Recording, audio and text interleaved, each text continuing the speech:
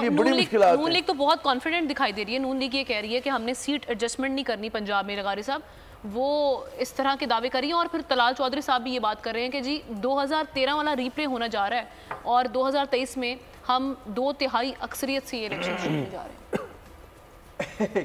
کسی کو خواب دیکھنے سے آپ روک تو نہیں سکتے, اور کسی کو خیالی پلاؤ پکانے سے بھی نہیں روک سکتے ہیں. اگر کوئی شیخ چلی بننا چاہے تو اسے بھی ہم نہیں کہہ سکتے کہ جناب آپ شیخ چلی کیوں بن رہے ہیں.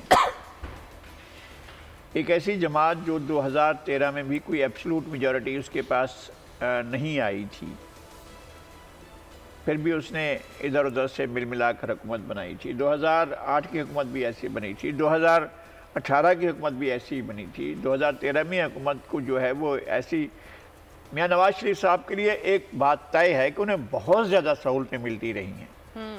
90 کا الیکشن جس طرح ان کے لیے بنایا گیا, بنا کر ان کو پکا کر دیا گیا, جس طرح سے انہیں 1996 کا 97 کا الیکشن جو ہے جس طرح سے انہیں باقاعدہ تیار کر کے ان کو جھولی میں ڈالا گیا 3/4 میجورٹی کے ساتھ, 2 سال بھی نہیں سنبھال سکے.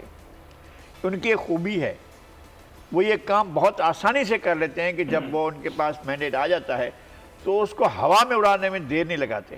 بہت کمال کر دیتے ہیں. وہ تو آج ان کا میں بیان دیکھ رہی تھی, وہ کہہ رہے تھے جی کہ تینوں ادوار میں میری جو گورنمنٹ کو روک دیا گیا, یہ ترقی کا راستہ روکا گیا ہے. اچھا پتہ نہیں ہے, ہمیں نہیں پتہ ہے, لیکن اس وقت تک یہ صورتحال بہرحال ہوتی تھی کہ لوگ اپنی بیزاری کا اظہار کرنے کے لیے خود سوزیاں کر رہے ہوتے تھے, لوگ مہنگائی کے نیچے دب چکے ہوتے تھے, اور لوگ یہ دیکھ رہے ہوتے تھے. مجھے ذاتی طور پر پبلک ٹو پبلک انڈیا اور پاکستان کے درمیان تعلقات کے ہونے پر کوئی اعتراض نہیں ہے, لیکن جو بیسک ایشوز ہیں ان کو طے کیے بغیر آپ دوستی کے جال میں جاتے ہیں تو آپ پھنستے چلے جاتے ہیں. تو اس معاملے میں بھی میاں نواز شریف صاحب کے کو ریکارڈ اس طرح کا ہے کہ وہ دوستی چاہتے ہیں, اور وہ دوستی اسٹیٹ ایکٹرز کے ساتھ بھی چاہتے ہیں, نان اسٹیٹ ایکٹر بڑے بزنس مین آئیکونز کے ساتھ بھی اپنا تعلق رکھنا چاہتے ہیں, اور بڑا بزنس بھی ان کے ساتھ رکھنا چاہتے ہیں, جس طرح سے یہ چیزیں سامنے تھیں. تو میں یہ سمجھتا ہوں کہ یہ خیال کرنا کہ 2/3 میجورٹی, مجھے نہیں سمجھ میں آتا ہے کہ یہ خیال کیسے. پہلی بات تو یہ ہے کہ آپ میجورٹی حاصل کریں, وہ مجھے نہیں لگ رہا ہے. مجھے ایک ایسی پارلیمنٹ نظر آ رہی ہے جس میں وہی ہوگا کہ چھوٹی پارٹیاں اپنی اپنی شرائط پر کسی بڑی پارٹی کے ساتھ اتحاد کر کے حکومت بنا رہی ہوں گی, مجھے یہ لگتا ہے.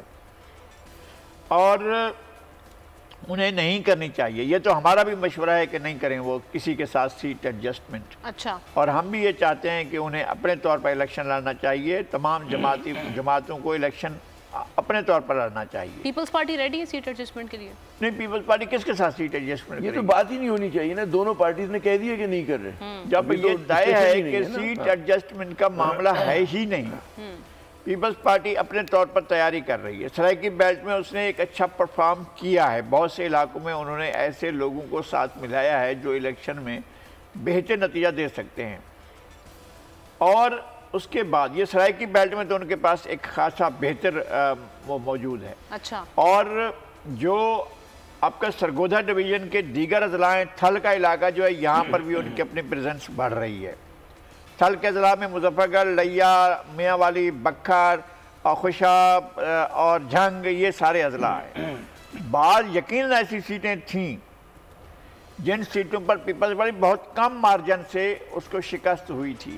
یہ آپ ضمنی الیکشنز کی بات کریں؟ نہیں, میں جنرل الیکشن کی بات کر رہا ہوں, جنرل الیکشن کی بات کر رہا ہوں.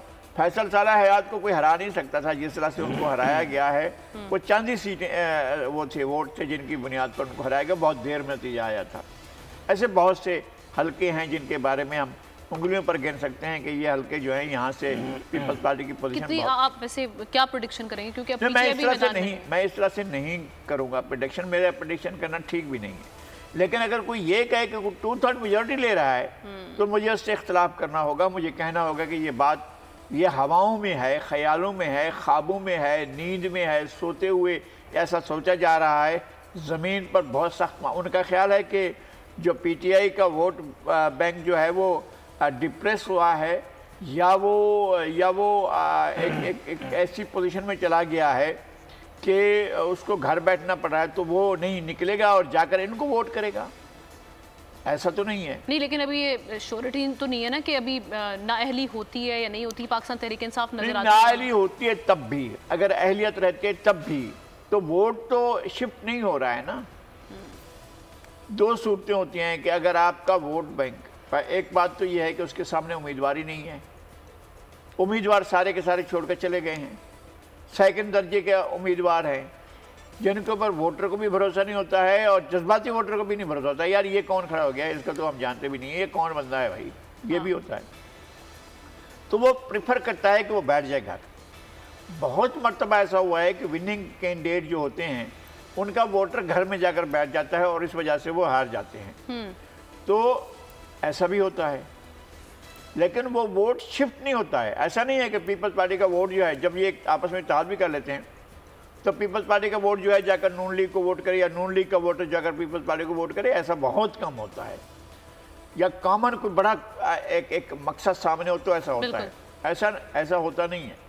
اور نون لیگ کا ووٹر کو نون لیگ کو ووٹ کرنا چاہیے، پیپلز پارٹی کے ووٹر کو پیپلز پارٹی کو ووٹ کرنا چاہیے، پی ٹی آئی کے ووٹر کو پی ٹی آئی کو ووٹ کرنا چاہیے، اور اس کو اس کا موقع ملنا چاہیے، لیکن اس کے پاس اپنے کینڈیڈیٹس کا معاملہ ہوگا، بہت زیادہ معاملہ ہوگا۔ مجھے اب بھی یعنی ایون یہاں کراچی جیسے شہر میں جن لوگوں نے آج کے دن، آج کی تاریخ میں جن لوگوں نے چھوڑا ہے پی ٹی آئی کو، مجھے کوئی جواب سمجھ میں نہیں آتا کہ آج کے دور میں پاکستان کی آئی ٹی انڈسٹری جو ہے وہ پاکستان کی ایکسپورٹ میں ایڈیشنل اضافہ کر سکتی ہے اگلے 3 سالوں کے اندر، کیونکہ آئی ٹی اور باقی جو 3 سیکٹرز ہیں ان 3 سیکٹروں میں آئی ٹی میں فرق ہے، وہ یہ ہے کہ یہ شارٹ ٹرم میں آپ کو گین دے سکتی ہے جو پاکستان کی نیڈ ہے اس وقت۔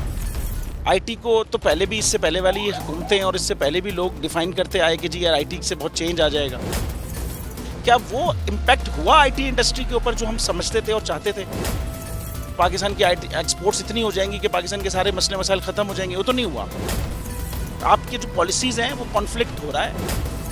کیا ہم نے ایسی پالیسیز رکھی ہوئی کہ گوگل مجبور ہو یہاں پہ آفس کھولنے میں؟ پالیسیز کے تحت کرنا ہوگا، وہ 2 سے 3 مہینے 4 مہینے میں خود بخود آفسز سٹارٹ کریں گے۔ جو آپ کے ملک کا آئی ٹی کا انٹرپرینور ہے $100 ملین تو وہ باہری اکاؤنٹ روک لیتا ہے، آپ اس کو موٹیویٹ کر کے اس کو پھر فوکس کریں، اس پہ انسینٹیو کریں، وہ آپ کو 100 آئے گا تو آپ کا 5 ٹائمز انکریز ہو جائے گی فوراً۔ ٹیکسٹائل میں ہم کیا کرتے ہیں، ہم اٹھاتے ہیں باہر کے کسی برانڈ کے لیے ٹی شرٹ یہاں بناتے ہیں، اس کو دے دیتے ہیں، لیکن اب آئی ٹی کے بعد اگر آپ اپنا برانڈ بنا کے لوگوں وہاں پہ بیچیں گے، چاہے B2B بیچیں چاہے B2C بیچیں، پاسبل ہے۔ پاکستان کی جو ایکسپورٹ میں یہ $30 ارب سے زیادہ کا اضافہ اس سے ہو جانا خالی یار۔